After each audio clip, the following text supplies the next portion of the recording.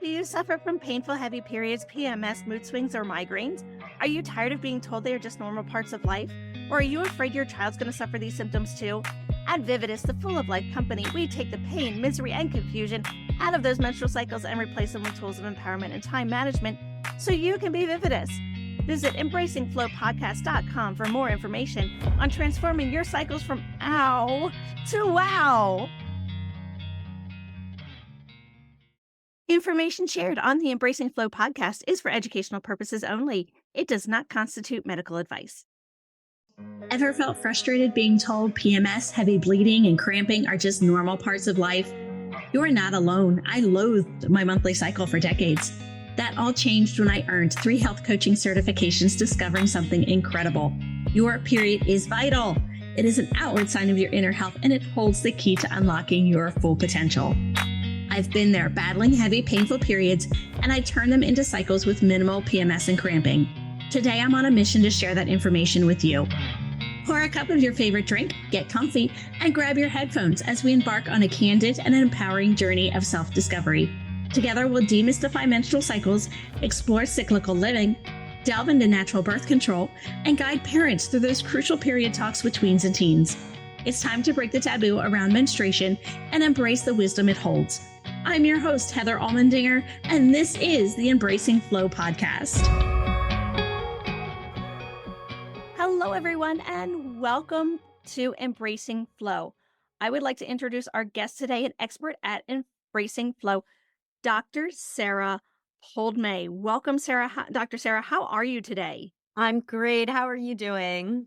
I am doing fantastic. Listeners, this is why I have Dr. Sara on today.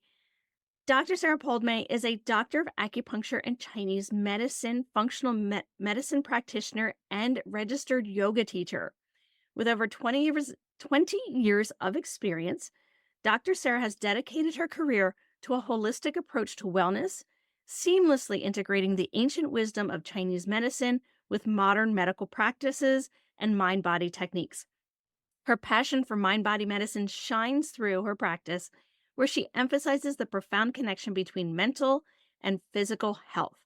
Dr. Sara has a focus on women's healthcare, offering tailored treatments that support the unique needs of women at all stages of life.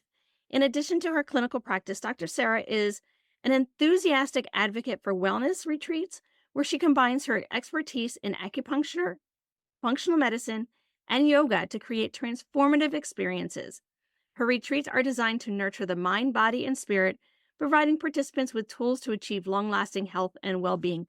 I love that you have not only your practice, but the retreats so they can get a full body experience, because everything in our body is connected. I love it.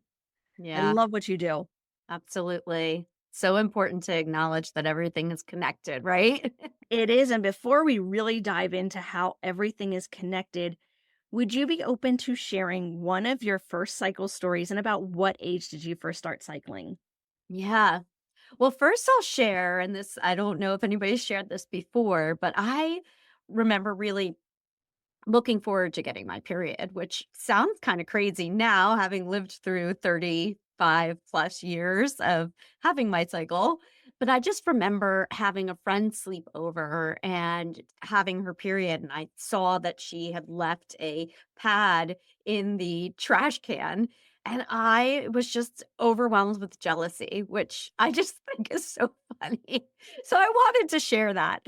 I did get my period sometime shortly after that, within the 6-month or year mark from that. And I think I was about 12, maybe closer to 13.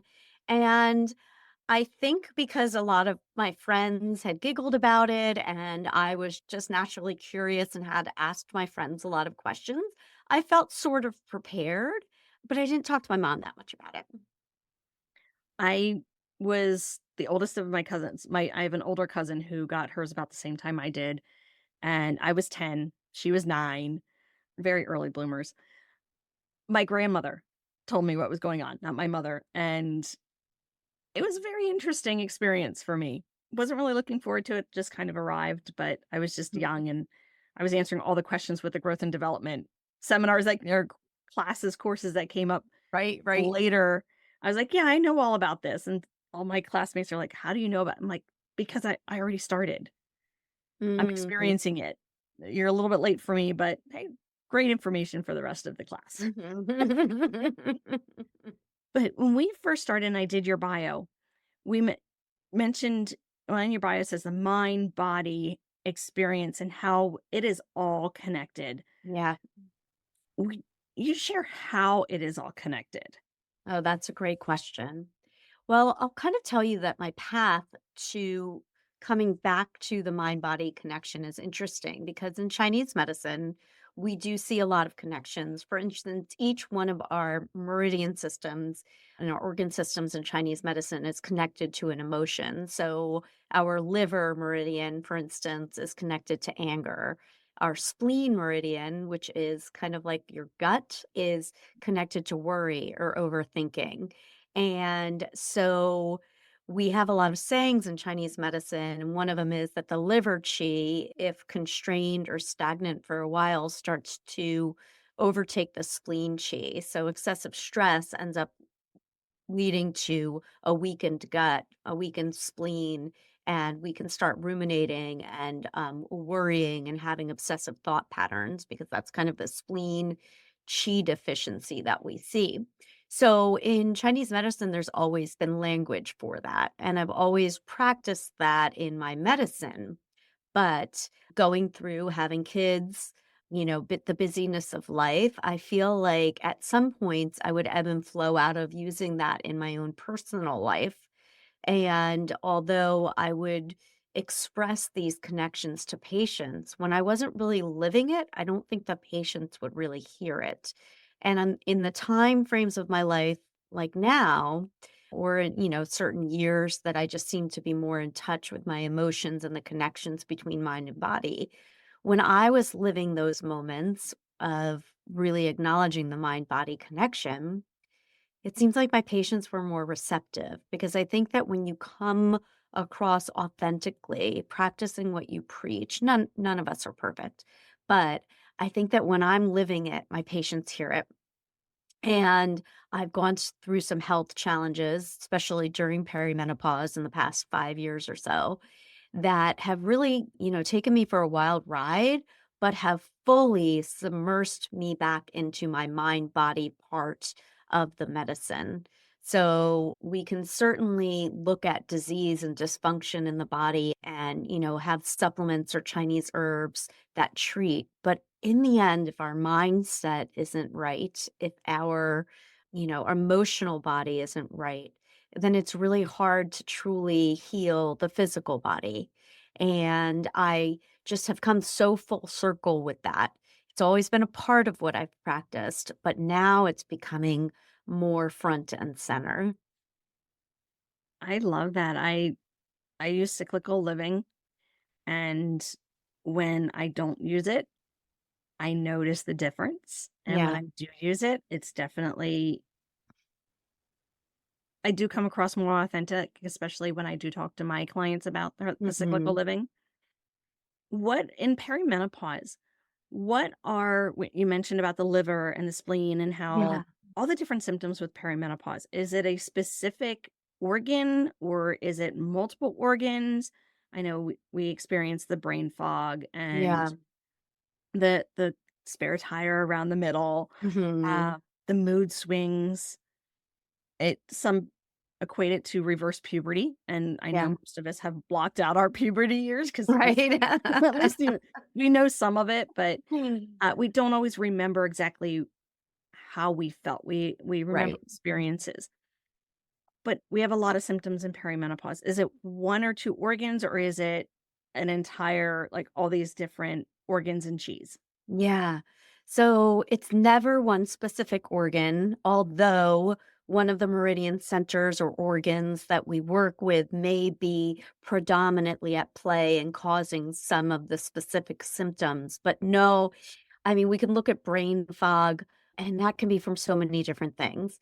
So that could be your spleen chi, not sorting out the clear and the turbid. So basically, not knowing what to do with information. So it's not really filing it in the right file cabinet of our brain. So we become more fuzzy headed or lacking ability to recall things. Like I have in perimenopause forgotten a name of a good friend of mine. Like it just wouldn't come to, and this is not someone I just know, like occasionally, like we all forget names, but this is someone that I know well and I couldn't recall their name. So that was, can be terrifying, right? If you don't know that is one symptom of perimenopause. But no, it's never really just one organ system at play. It's usually a combination, a pattern, and a good practitioner will sleuth through and figure out where the disconnect is, where the body is not performing at its best, body and mind, obviously. So there are certain organ systems that are more involved with certain symptoms, but it's usually a cluster. So, for instance, with brain fog, some women will describe a more empty feeling in their brain, and that might be the kidney meridian. Whereas someone with a more full and foggy headed type of brain fog, where the brain feels too full of information, where you can't piece out the information, that might be more of your spleen chi. So it's really important to find a practitioner that's skilled in looking at all these things and figuring out where your patterns are, because it's not just about those particular symptoms. It's also about your constitution, like what you started with. We all have a certain amount of kidney chi, which is like our prenatal essence that we're born with. And that it's called Jing. And it's kind of our constitutional hereditary, like what we have to start with. And in perimenopause, it's a time of life where our Jing starts to decline, which is a total normal part of life. But our modern way of living actually depletes our Jing quicker and can really exhaust all of the other systems of our body. So we have to be really careful about systems and practices that can preserve that prenatal essence that we were born with so that we don't deplete it. Because once we are done. How you had mentioned with that prenatal chi and Yeah. holding on to it. How can we nurture it now as we've aged to keep what we have? But even if we were younger and we're hearing this, what are some ways to maybe not regenerate it, but bolster what we have or extend the amount that we have? Yeah, there's a lot of practices in Chinese medicine that will support this. And without getting too esoteric or too in depth, I think some of the important things that we need to look at, and I'll use more Western terminology right now, just so it's more accessible for the listeners, but rest. Rest is a big one. And that can be in a few different forms. So, sleep, obviously, is the big kahuna of rest, right? So, getting enough sleep is really important in both functional and in Chinese medicine. So focusing on sleep, if you have a sleep issue, that should be a focus to figure out why. And then there's other forms of rest. So naps are really good, or just lying down is really good in Chinese medicine for replenishing that prenatal essence. So just lying down for 10 minutes, even if you don't have time for a full nap, just lying down. That's one thing that I've really instituted during perimenopause is taking 10 minutes to lie down. Your kidneys are on your back just like they are in Western medicine. They're located on your mid low back area. And just laying down and just supporting that kidney energy is really important. So, what I do personally is I just put on a quick meditation on Insight Timer. And if I need to be somewhere, I'll also set an alarm so that I can know that I can sink deep into the meditation. One of my particular favorite meditations is Yoga Nidra because it gets you into a deep state of rest. It's the closest thing you can do really to sleeping that I know of. And you can do that within 10 minutes and set an alarm so that you don't feel like you have to stay alert. I think that's one thing that a lot of my patients think is like, if I sit down to meditate or if I lay down to meditate, I may miss the next thing on my schedule. Well, you got that alarm on your phone. We all do nowadays, and so that's a really important form of rest that you can do.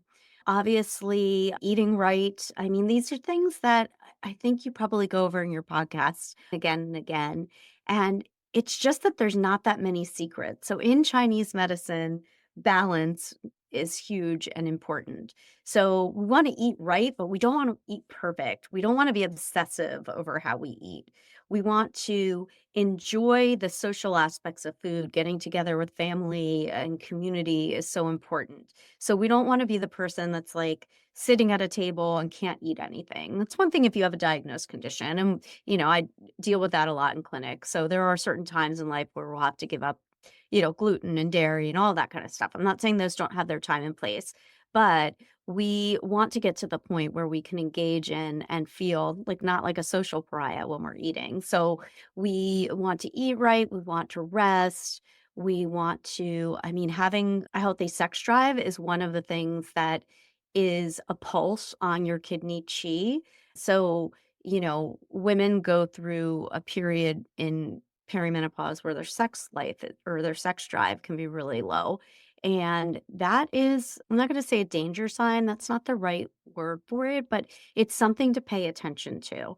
It does mean that there's something going on. So, although it can be common to have sex drive, I would challenge that it's not normal in a clinical sense and that it should be paid attention to. So, there are things that you can do to boost your sex drive, but it's not usually treating the lack of sex drive, it's giving your body the nourishment to create its sex drive again.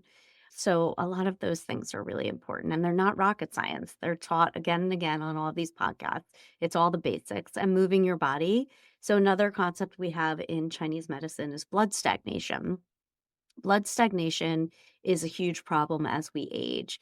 So by keeping your blood moving, by keeping your circulation going, by getting exercise, I don't even really care what kind. In Chinese medicine, we just want to make sure that you're moving your body, you're keeping your muscles as loose as possible, and you're just allowing free flow of blood. Because in aging, if you're treating patients with Chinese herbal formulas in Chinese medicine, if you're over the age of 65, we're going to have some blood movers in in your formula because that's something that happens as we age. So if we can prevent some of that or prolong the healthy flow of blood, that's important as well. Yep, I'm hearing the typical pillars of health, the Yes. Mhm. lifestyle, appropriate movement, Yep. stress management, sleep, very Mhm. much Exactly. the those foundations, and we've Mhm. gotten away from it. And I hear women, they're like, "I spend an hour and a half in the gym," and they're like, I can't lose this weight." And I look at them and go, "Well, you might be spending too much time.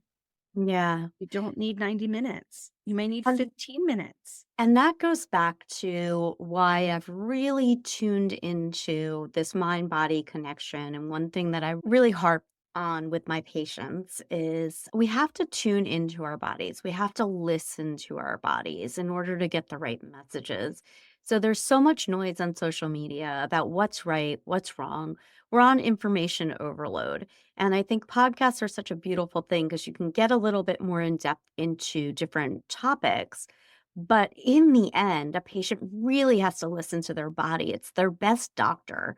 And we can't do that if we're not mindful, if we are so disconnected. So the other day in clinic, I was noticing it was really interesting. One of the things we talk about in clinic a lot is sleep. It's a pillar of health.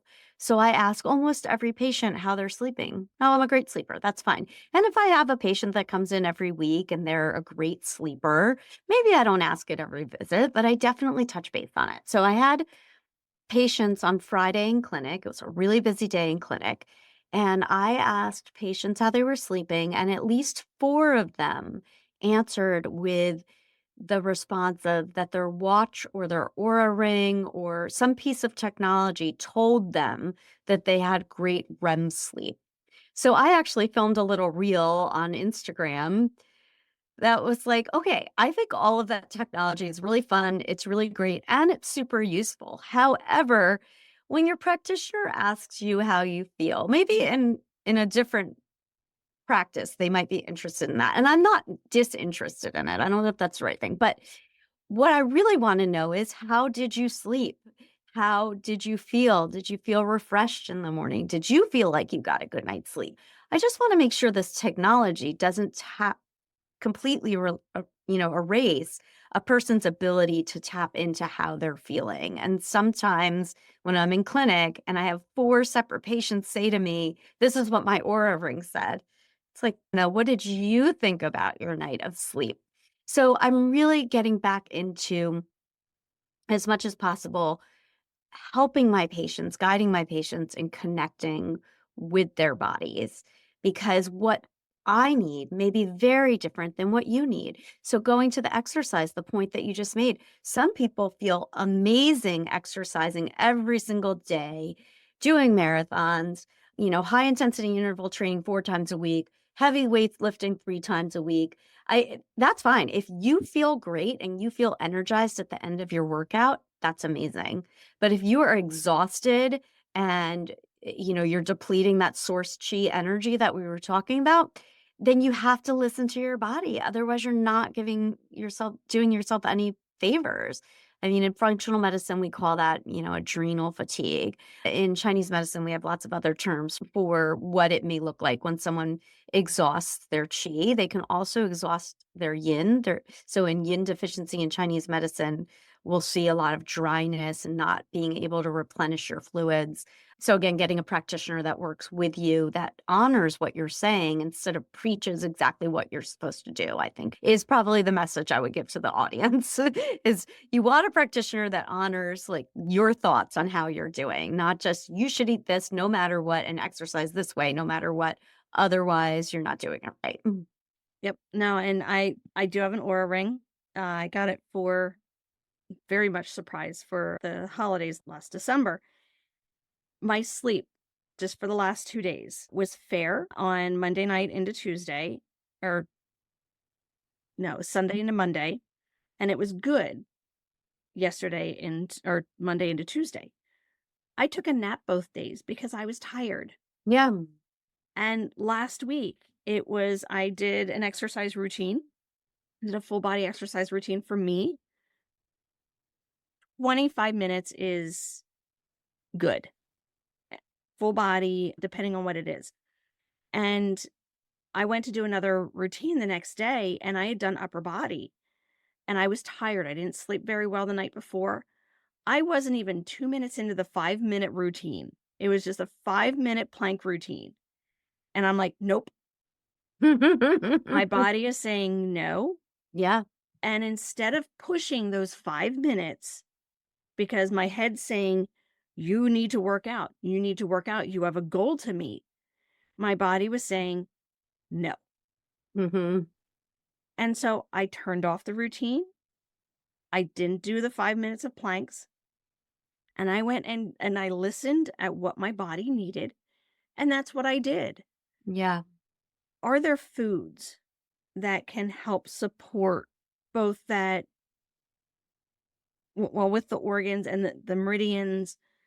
Are there things that they can be eaten, things to kind of more incorporate? I know that we're not saying that these have to be incorporated, Yeah. but some really good foods to bring into our life to help support us as we go through this perimenopause stage. Yeah.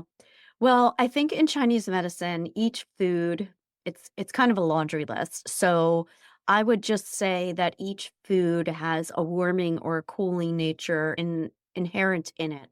So there are a lot of great resources online to look at foods. For instance, certain meats are more warming, so you would want to stay away from them if you have hot flashes. But if you're not in the hot flash stage, you may want those foods. So something like venison is a very warming meat. Wild game tends to be more warming than the traditional, chicken that you may get at the grocery store. But you want to pay attention to the warming or the cooling natures of foods. That's important.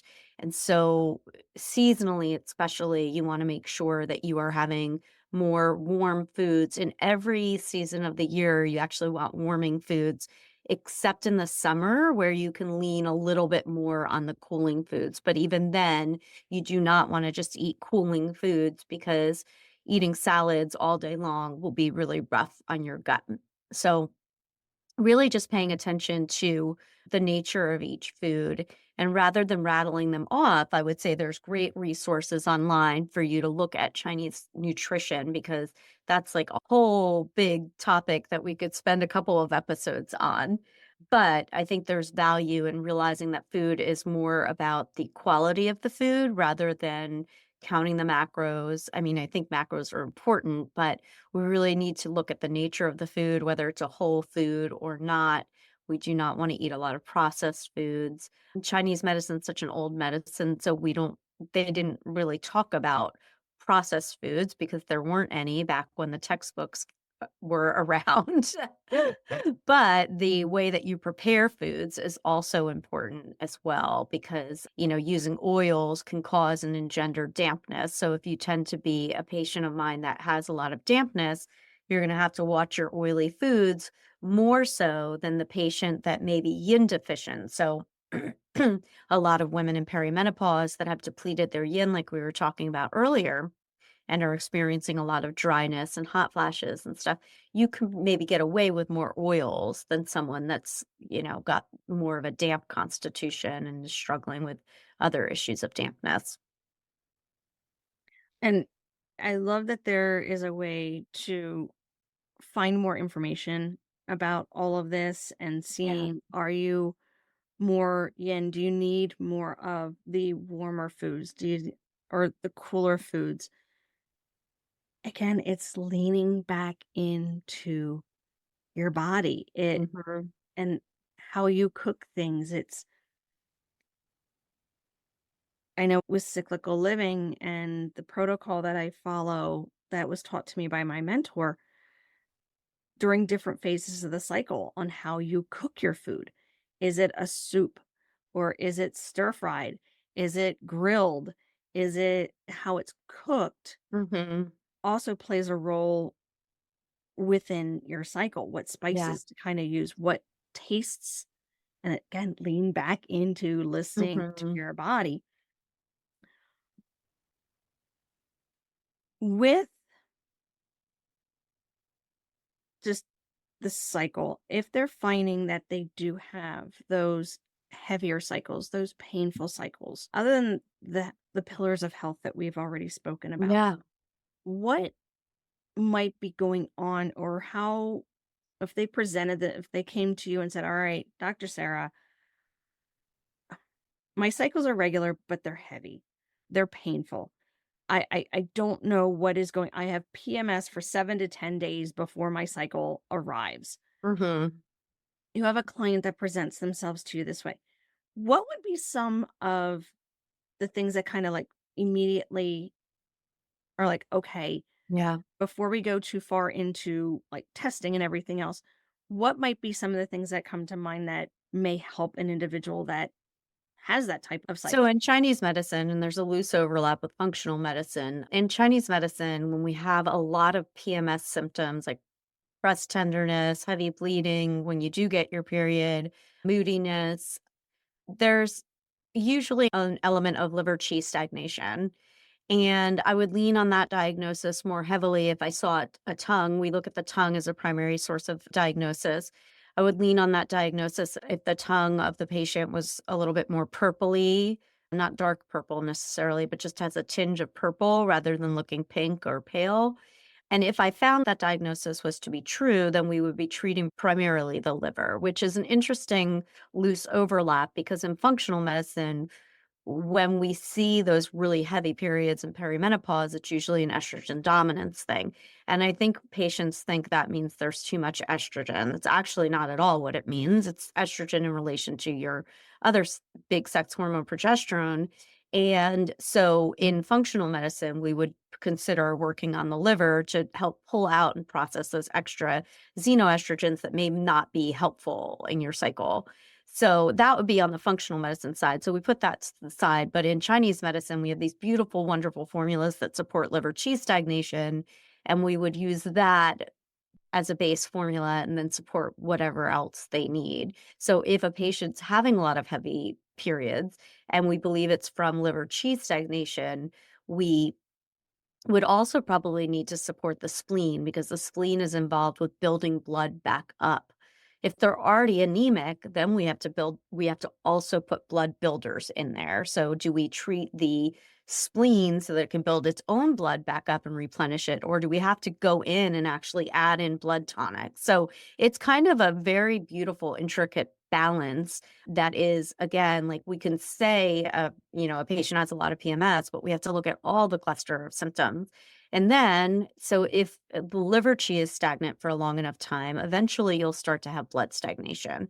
And that would express itself as you're still having cramping or you're having a lot of clotting after you get your cycle. If it's just some liver qi stagnation, usually the cramping will go away once you start bleeding. But if the cramping continues through the first day into the second day, and there's also a lot of clotting, then we're seeing actual blood stagnation. And it's a tricky balance because if a woman, is, for instance, we see a lot of fertility in our clinic. If a woman is actively trying to conceive, it is safe to soothe the liver, but it's not safe to break the blood.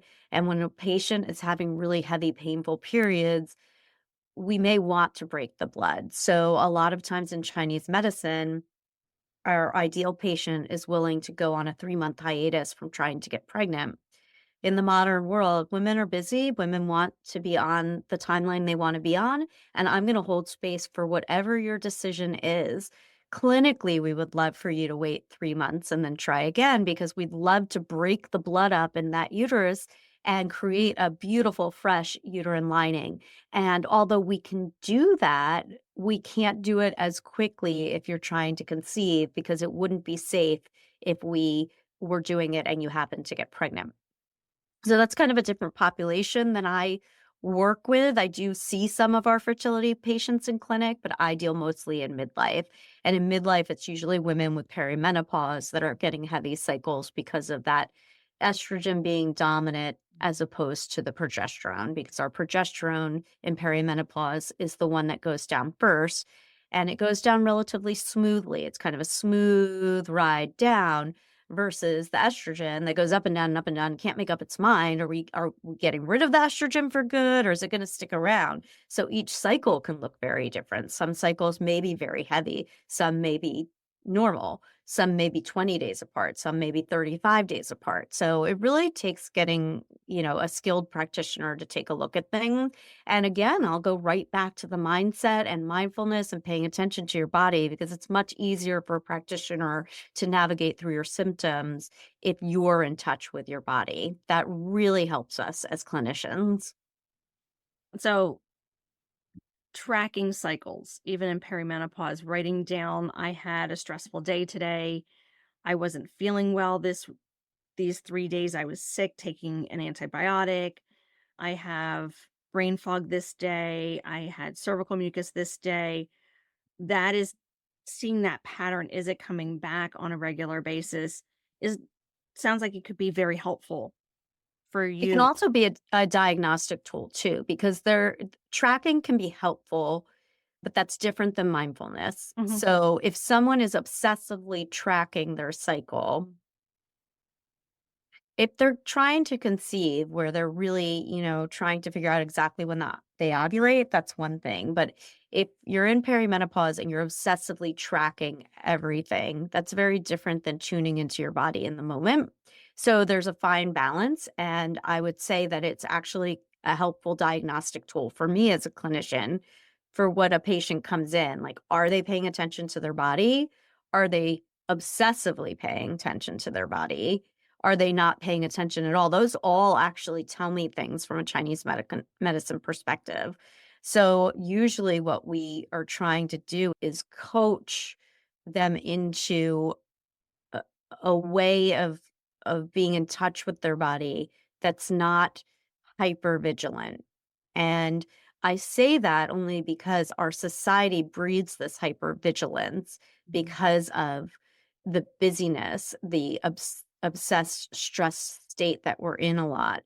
So I'm happy when people come in with that data because it's useful, just like the aura ring is useful. But there is a limit, and it does become pathological and is often pathological. So, having a little notebook and taking track of every symptom is very different than tuning in, getting meditative about things, and really tapping into what those symptoms are all about. And it's a really fine balance, which takes help and coaching.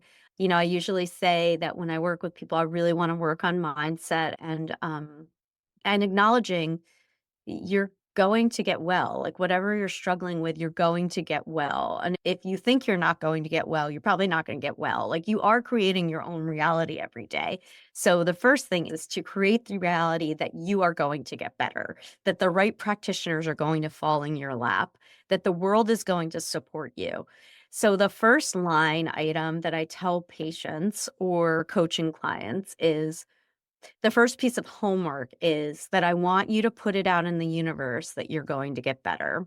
And what that looks like can be different for each person, but that's the one thing I want to hold you accountable for when you leave my clinic or after you start a coaching program with me, is that you're going to put it out in the universe. That can look like a sticky note on your bathroom mirror, because that puts it in the universe where you see it every day and you remind yourself that you're going to get well, or sharing with a confidant.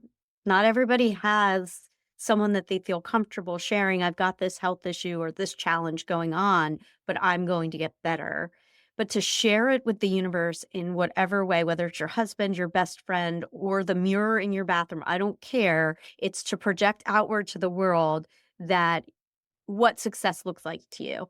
In a year, I am going to have more energy. In a year, I will not have painful periods anymore. In a year, I will have a team of healthcare providers around me that can help me to best direct my energies. In a year, so it's basically, you have to believe that you're going to get well and eat in order to get well. Otherwise, usually we can pop a pill or something and make ourselves feel a little bit better, but if you don't have the mindset to back it up, you're probably not doing the work that you need to do. And that's not an easy it's not an easy task. I still every day, I'm like, I'm wondering if I'm making the right choices, but I give myself the grace to know that I am in this moment, trying to do the best we all are trying to do the best Mhm. we can. So holding ourselves accountable for putting it out there and getting an accountability partner or just putting it on the mirror, something, do something to put in the universe what your success looks like or that you will be successful in this, because I think that it can be pretty defeating, especially in midlife, if there's so many different symptoms coming at you that you can't make sense of. You can isolate them and say, okay, yeah, this might be estrogen dominance. I read about that in an article, but each person is so different. And, you can use the tools that are suggested. It's really about finding the people, the experts that you know, like, and trust, and they'll help guide you and make more efficient use of your time in helping to heal you. Yep, I wholeheartedly agree. It's even when you're speaking of it to others and they see that you may not be feeling well, or it's, I'm getting better. Yeah. It's that it's not, well, when or if, it's no, I will get better. And it does take time. It took time to get to where we're at right now in health Hmm. wise. It's going to take time to get into a better health space. And I love that it's leaning in, it's listening, because, like we've said time and time again, our bodies are beautifully made and they talk to Hmm. us. How Amen. how can individuals find you? Where can they find you? Sure. Well, any individuals that are local to the Maryland area can visit one of my two wellness clinics, wmeadowhillwellness.com. Anybody that's not in Maryland or people that are Maryland that are more interested in listening to my podcast, Midlife Rise and Thrive, can find me on www.risingwomanproject.com. So that website is not only the place where I host my podcasts, but it's also where I host my retreats. I'm super excited to be having an international retreat in Panama this spring in March. And we will be having all sorts of yoga, mindfulness activities, meditation. We'll be doing acupuncture during Savasana, which will be amazing. Can even recruit me for a private acupuncture treatment on retreat. I am so excited about this because I went to this particular retreat center a few years ago with my daughter, and it is a magical place. Panama is definitely off the radar, so it is very remote and lovely and just a great place to reconnect with yourself. I love that idea. Mhm. Before we go, do you have any wise words of wisdom to take with us? Yeah, I mean, the universe is not happening to you, it's happening for you. And the more that you set your intentions clearly about what you want things to look like, and then take the aligned actions for that to happen, the more it will happen. And if you don't feel like you're being listened to in the doctor's office, if you don't feel heard, if you feel isolated or lonely, dismissed, or that you're doing something wrong, there are people out there to help you. So get in touch if you feel that way. I love helping women in this stage of life, and just give yourself some grace.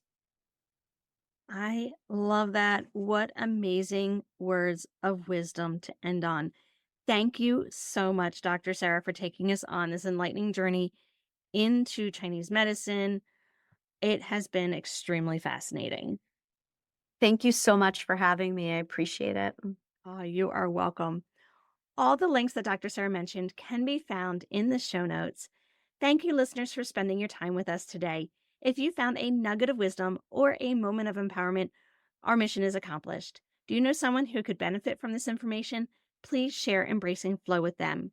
With that, my friends, until next time, love hard, laugh often, and as always, be vividous. Talk to you soon.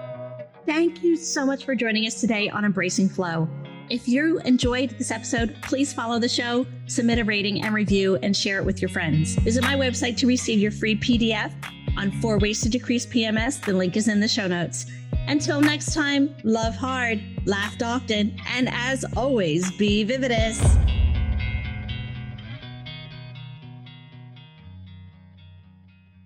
Information shared on the Embracing Flow podcast is for educational purposes only. It does not constitute medical advice.